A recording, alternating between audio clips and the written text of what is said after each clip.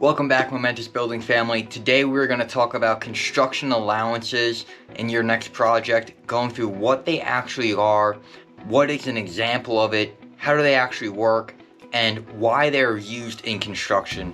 Many times we find giving the allowances in the construction when that's in the contract, that is the most confusing part before we enter a construction project with a homeowner, especially if it's their new project, new big project, maybe it's their first $50,000 or $500,000 job, $250,000 job. These are when allowances start to get used because the projects become more complex, and we're gonna go right into details. For this video presentation, we're gonna give some on-screen examples because just speaking about it I found is very difficult. So we hope you enjoy this as we dive right in. Alright, so we got a little whiteboard session going on right here. And what we're looking at here is the actual contract that I want to dive into, and this is how it really works. So the entire contract is denoted by this red line right here that we see, this red box. And in here we have the base contract, and that base contract is going to be all of your hard costs. Now, hard costs include things that are known on the project. The amount of framing costs that are going to be in there, the cost for painting, the cost for drywall, right? The cost to do the foundation for that addition. These things that are either detailed on the plan or we know exactly what's going into the project. So we know there's going to be 6 recessed lights in there. We know the make and model. So we know the actual cost to get that job done. So that's what's going to be in that base contract, right? Allowances, however, if we hop down to the next one, right below it, we add on the allowances to the total contract price, and the allowances are things that aren't known at the time of contract signing. So that might be your plumbing fixtures, that might be the cost for tile, maybe it's the cabinetry, right? Because sometimes we don't know the design of the cabinetry yet, we don't know the style.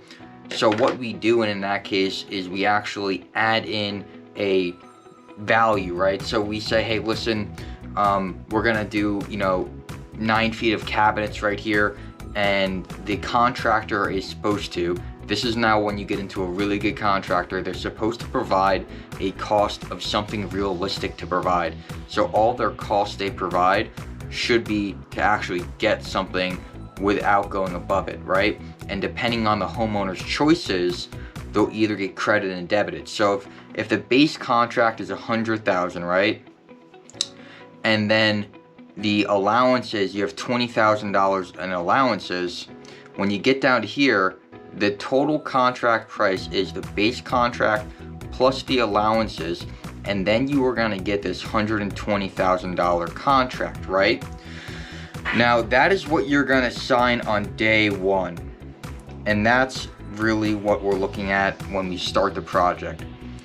And as we progress through the project, you're gonna make decisions. And these decisions will be on the unknowns of your allowances.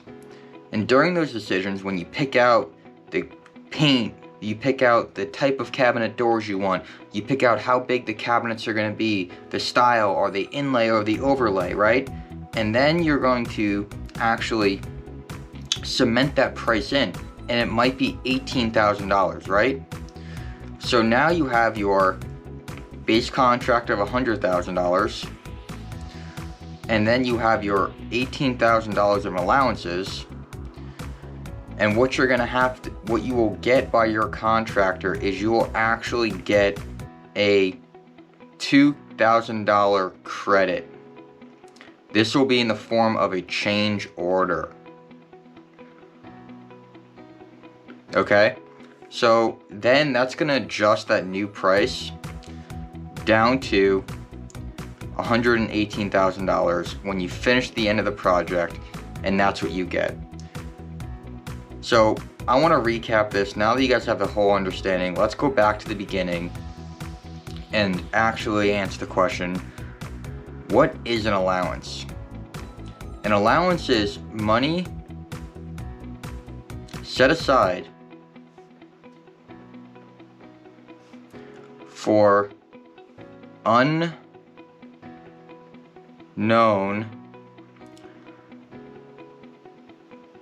construction items.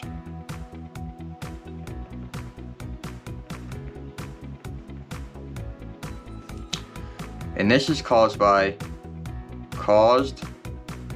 the reason for this, excuse me, is because we have unknown design decisions. So that's really what an allowance is for. A lot of times when the projects get very, very complicated, say it's a 6 month project, we want to start the project before all the details are laid out. And that sounds absolutely mind-blowing going into it. But sometimes when you're designing a construction project, you want to see the space, you want to be in there before the decisions are made. Likewise, on the other side, we don't want to put the project off for 2 to 3 months before we make these decisions if we don't need them decided for 2 to 3 months. So that allows us to get the project going, get started, and also make sure that the client knows that there is definitely going to be a value of money associated with this. Because what these allowances do, they say, hey, listen, we know it's going to be at least $1 million, but realistically, the total cost of the project is going to be $1.25 million because of the unknown design decisions we've put in here. Because we know there's going to be tile, we know there's going to be cabinetry, we know there's going to be appliances, right? All those things go in there into that allowance bucket. So what are allowances? Let's give a real life example. So tile, cabinets, plumbing fixtures is a common one.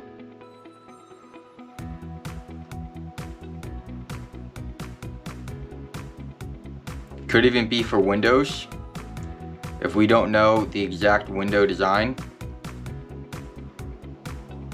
Doors, door hardware,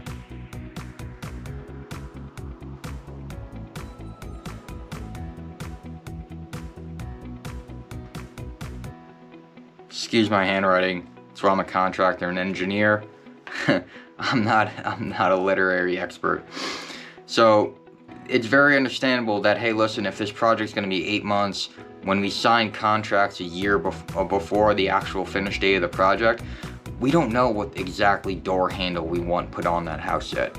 It's something that we can decide on, but we don't have to decide a year before we're done with the project, because the normal way a big project like this works is that the contract is signed a month, 2 months, 3 months before the actual construction starts. That allows the crews to get ready, ordering material, mobilization. Sometimes it's even longer if you're dealing with a custom home and you're signing into a future date with a contractor to work with them. So the next thing is, why are they used? We talked a lot about this. It's because you have unknown decisions at the time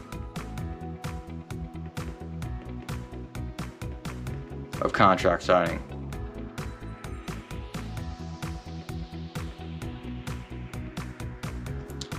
Allows the project to start.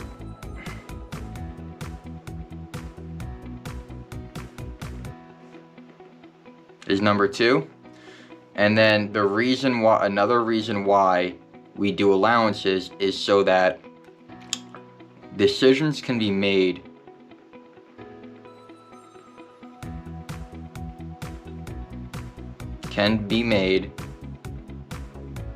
in the actual construction project. So in your framed out bathroom.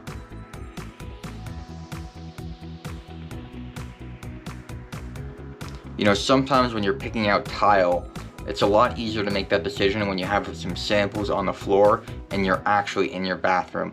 It's a lot easier to, you know, pick out some cabinetry, you know, final design items. What do you want? Drawers, doors, and everything. When you see that bay window, when you see that bench area where it's actually going to be, you can make that decision at the time. Do you want drawers there or do you want doors? Like, that's something that sometimes the homeowners want to actually see. So the last thing to actually finish off these allowances is, how do we take an allowance and then put it into the base contract to lock it in? Because if we go over here, we remember that the allowances is not locked into the base contract. So to do that, we actually make a change order. So the first step is to make a change order. Okay, and that change order is either going to credit, or debit. Okay, so what does that mean? That means that if you have $10,000 for tile allowance, right? And the contractor, based on, the contractor said, hey, listen, I'm gonna give you a price, $15 a square foot for tile. You guys decide on $12 a square foot for tile for the MSRP. So you will actually get a credit change order. That means that your total contract balance will actually decrease. So the contractor says, hey, listen, it's gonna be $8K, right? So you actually do an $8K change order. And what does that look like? That looks like that we went from a $120,000 contract because we had $100,000. We had 110 in the contract, right? And then we said, hey, listen, we're gonna do this 8K. So now your new contract balance locked in is 118K. So you actually get a $2,000 credit because your total contract is now $2,000 less. And that can be confusing. That can be confusing only if we understand that the change order brings it into the base contract.